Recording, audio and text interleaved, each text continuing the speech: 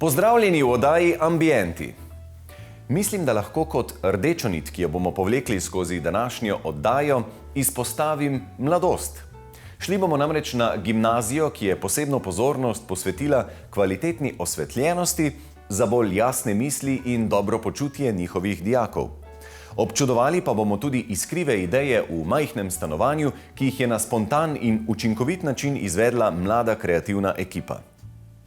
V prvem prispevku pa je mladost bila povod za prenovo družinske hiše.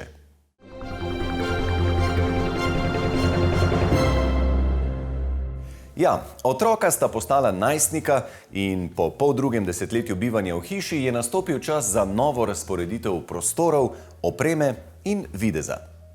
Lastnica se poklicno sicer ukvarja z notranjo opremo, zato je rezultat prenove toliko bolj domišljen. Gospa Lidija Ruter, v vašem domu je prav prijetno.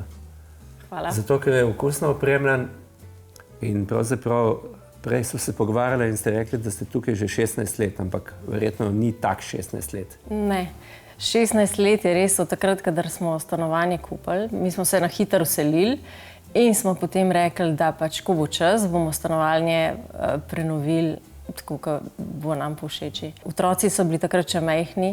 Pohištvo je bilo drugače razmeščeno, recimo tukaj je bila kuhinja na tej strani, v srednjem prostoru je bila jedilnica in tam kavč. In kaj je bilo pri naši hiši, nam je bilo najbolj všeč ta lep pogled na vrt, in ki ga mi dejansko nismo uporabljali. In potem smo pri tej prenovi smo se pa odločili, da bomo mi preselili kuhinjo in pa jedilnico na to svetlo mesto, zato ker pač nam je všeč, da smo čim bližje oknu. Želeli smo si vsekakor prenoviti prostor tako, da bo pač bolj uporaben tudi za najstnika. Tako da smo naredili kopalnico za njiju, je pač manjša. Midva imava pa tudi neko kot suito, se pravi z spalnico, garderobo in kopalnico. To je vse skupaj pač prostor. Hiša je v nizu 5 enakih hiš. Površina posamične etaže je 80 kvadratnih metrov. Ta hiša je sestavni del naselja. Tukaj je 9 vse skupaj hiš.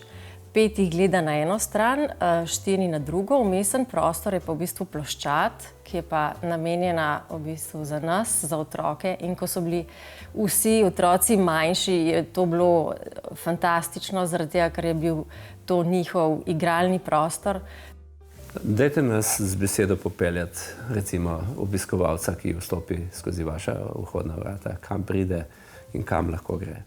Če pride skozi vhod, najprej pač lahko pride v nek predprostor, ki hkrati služi kot shranjevalna površina za obleke, za čevlje, tam pa je tudi WC.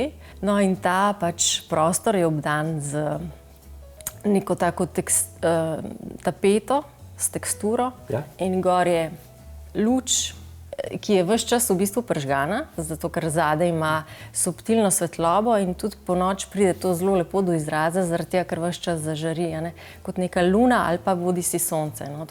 Potem je tukaj pač ta osrednji prostor, knjižnico sva že omenila, zofa in pa naše slike. Moram reči, da smo vsi zaljubljeni v slike ali pa v kakšne umetnine, kipe. Tele naše slike nam je naslikal, oziroma zbrali smo jih pri njem, naš prijatelj Černelič Robert. On je slikar in zdaj tudi že profesor na ALU akademiji. Obiskovalca nedvomno očara vabljiv pogled, ki se ponuja skozi veliko panoramsko okno, ki deli dnevni prostor od terase in vrta. Po stopnicah pridemo najprej v majhen hodnik, na katerem so svetlobniki, in potem v tem zahodnem, severozahodnem delu hiše je spalnica z eno tekstilno posteljo, tapeto zadaj, ki se pa nadaljuje potem v prostor, tam imamo pa garderobo in pa kopalnico.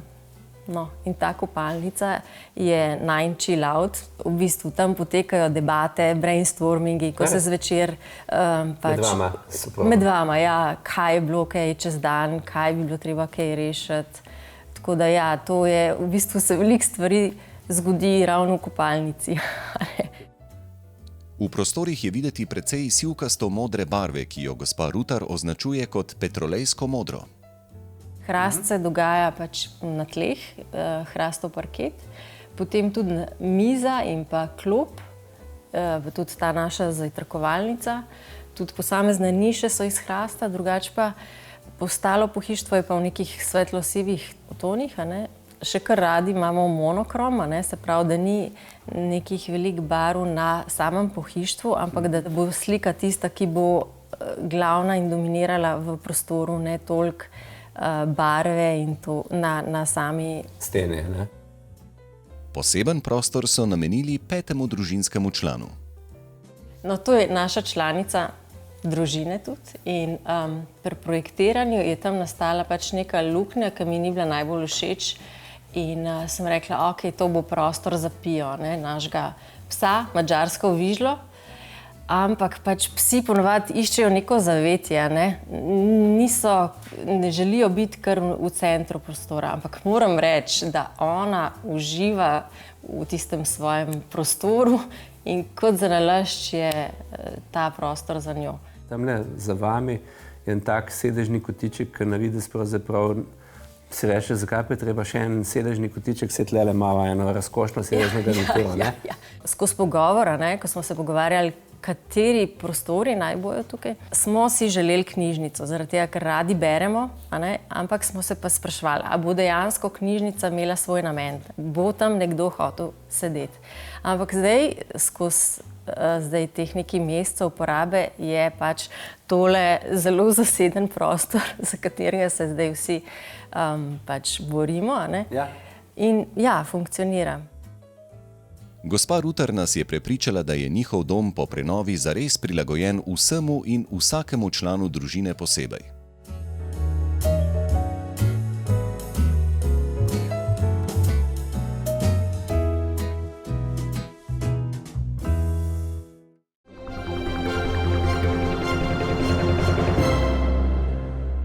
V nadaljevanju sledi mini stanovanje, ki ga je s kopico inovativnih pristopov prenovila skupina mladih ustvarjalcev z različnih likovnih področij in ena najstarejših gimnazij v Sloveniji, obnovljena Gimnazija Kranj.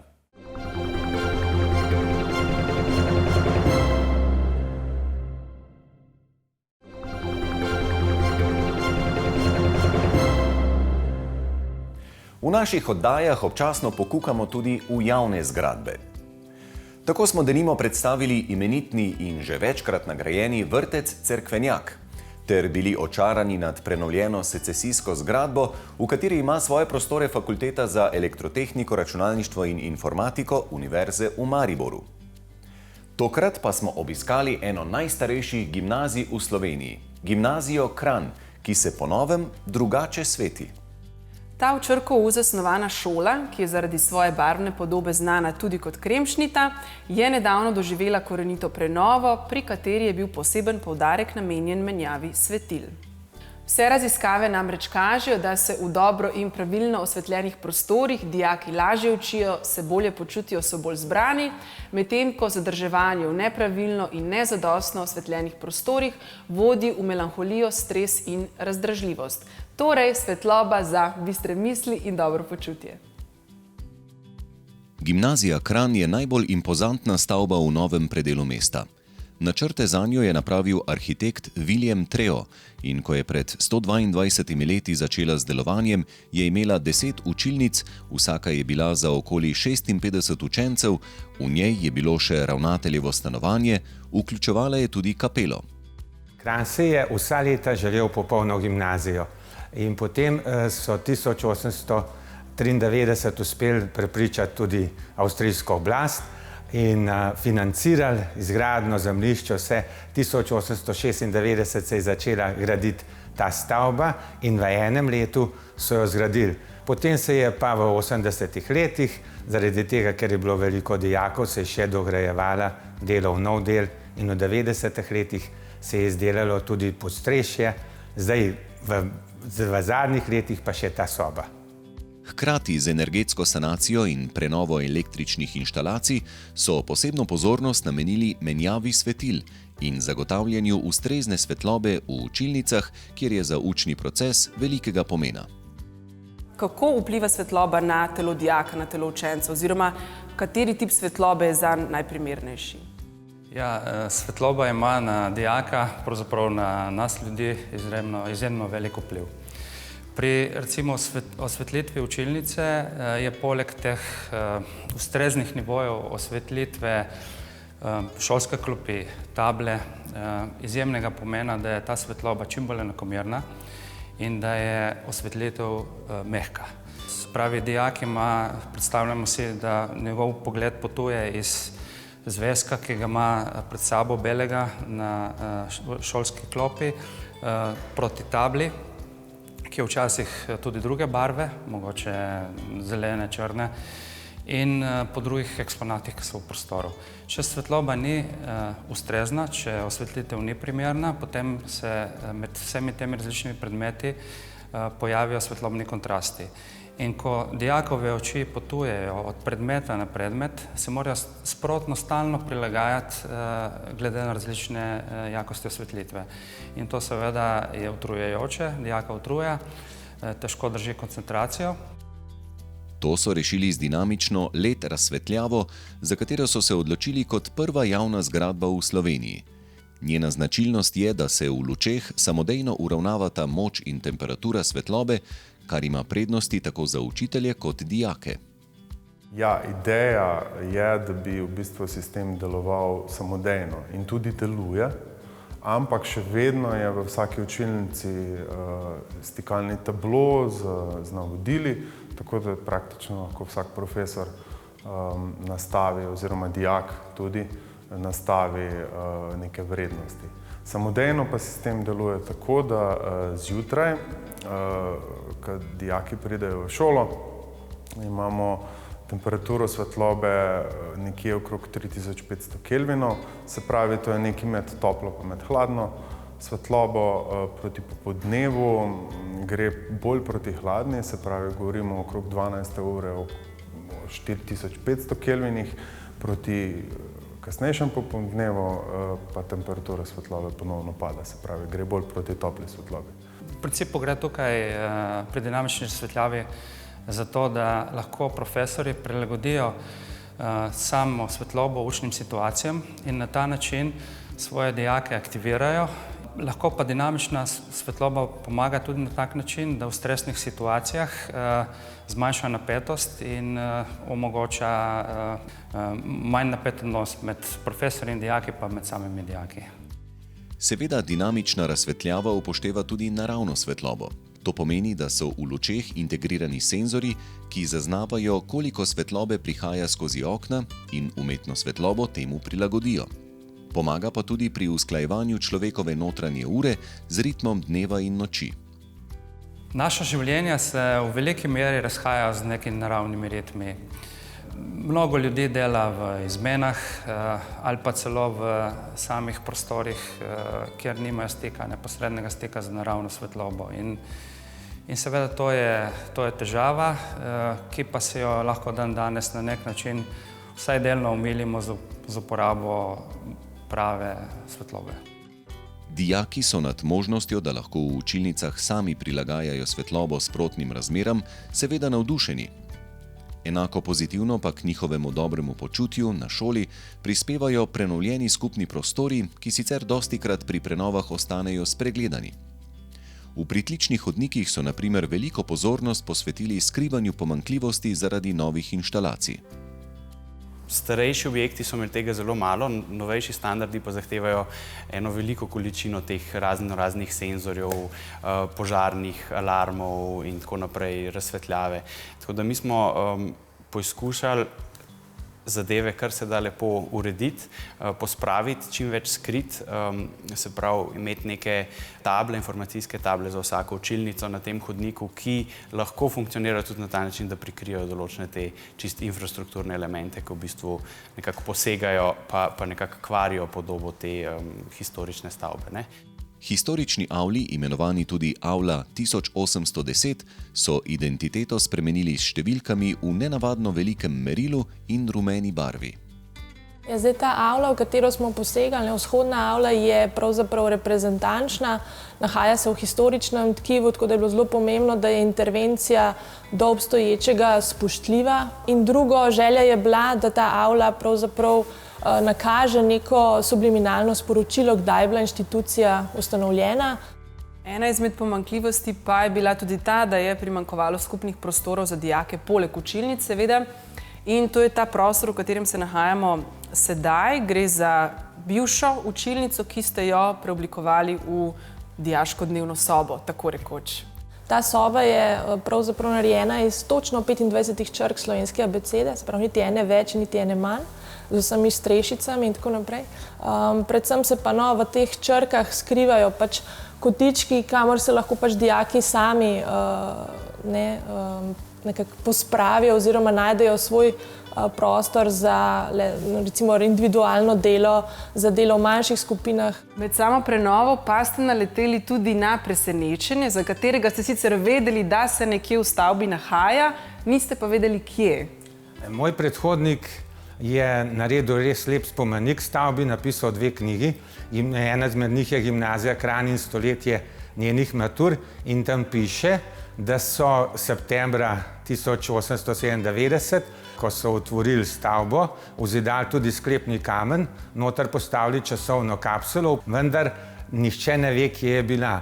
In ko se je začela energetska prenova, ko so že imeli vse pripravljeno, so delali še, so želeli vzidati še električno omarico in na srečo so jo označili ravno tam, ko so udarili, da je padel ven sklepni kamen in spodaj je bila časovna kapsula. Potem smo, glede na to, kar smo delali, smo rekli, da bo lepo, da tudi mi nekaj pustimo za nancem, pa smo naredili še eno časovno kapsulo. Prišla je iz dijaške skupnosti predstavniki, če smejo tudi oni kaj dati v tisto časovno kapsulo, pa so isto nekaj napisali z mislijo naša sedanjost in vaša preteklost.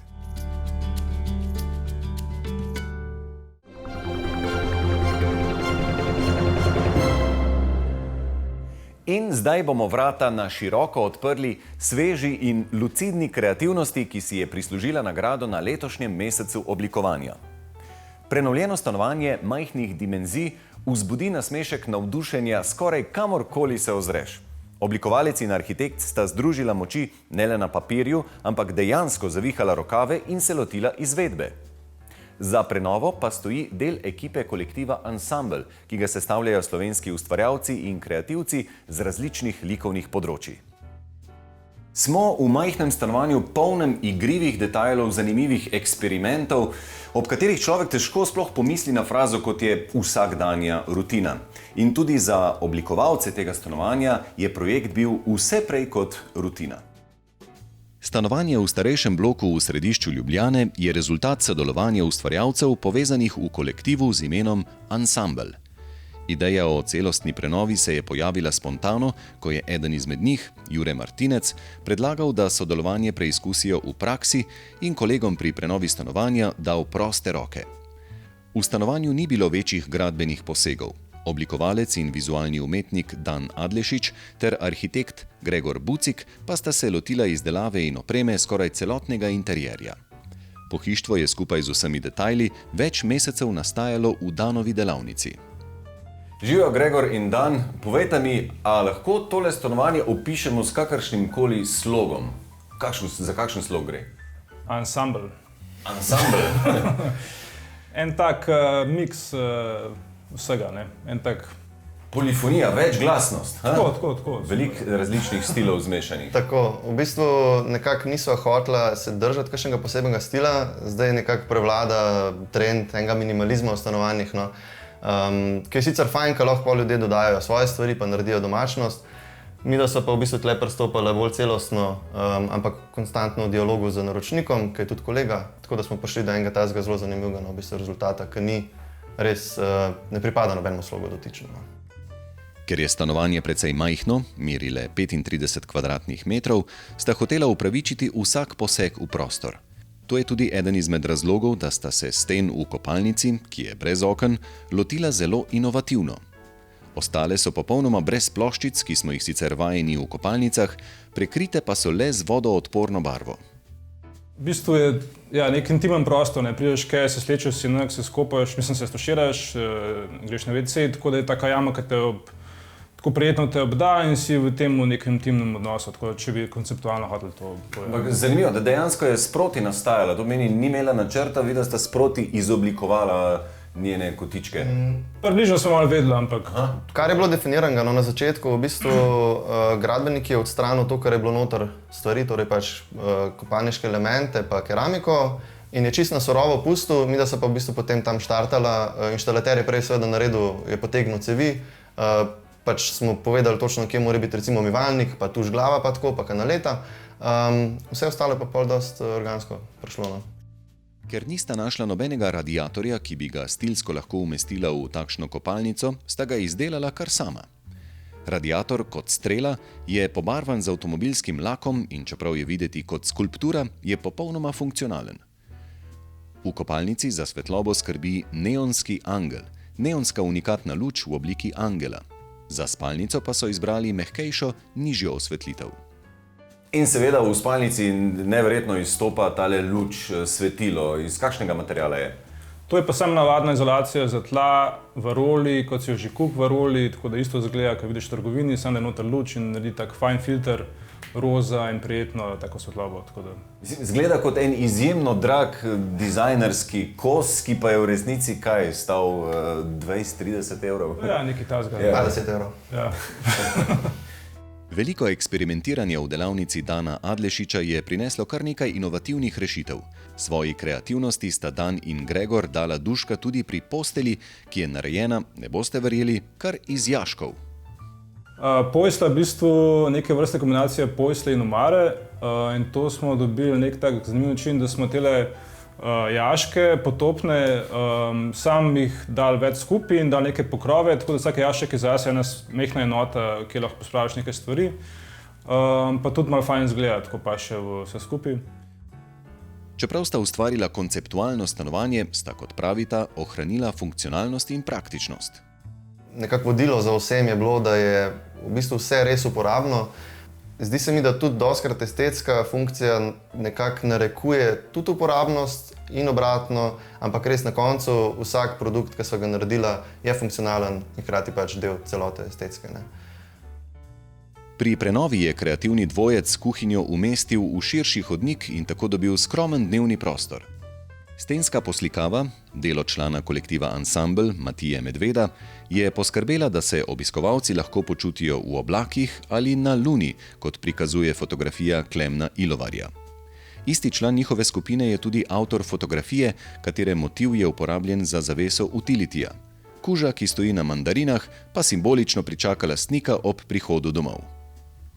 Si predstavljam, da je to relativno poceni prenova.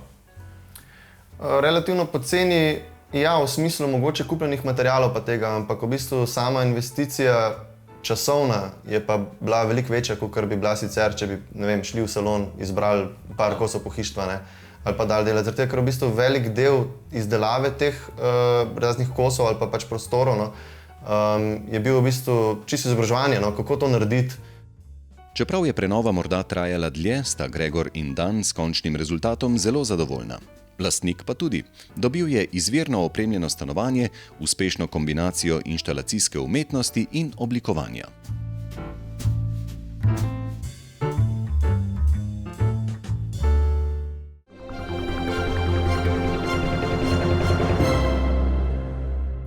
Predstavljeno stanovanje ni nastajalo po vnaprej zamišljenem konceptu, ampak kot spontan, kreativni odziv na vsakokratno situacijo pri dograjevanju interjerja in njegove opreme. Tukaj ni bila prisotna samo misel, pač pa tudi dotik.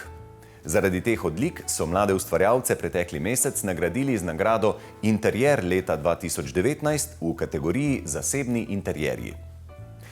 In tak primer ni samo hvalnica mladostni kreativnosti, ki si upa stopiti izven uhojenih poti, ampak tudi učinkovitosti, ki se ne brani umazanih rok in zna svoje ideje tudi dejansko izvesti. Do prihodnjič vam želim veliko dobrih idej in še boljših uresničitev. Seveda pa vas v našo družbo vabim čez teden dni, ko vam pokažemo prenovljeno svetlo stanovanje mladega para in sodobno vzorčno hišo v Dragomlju.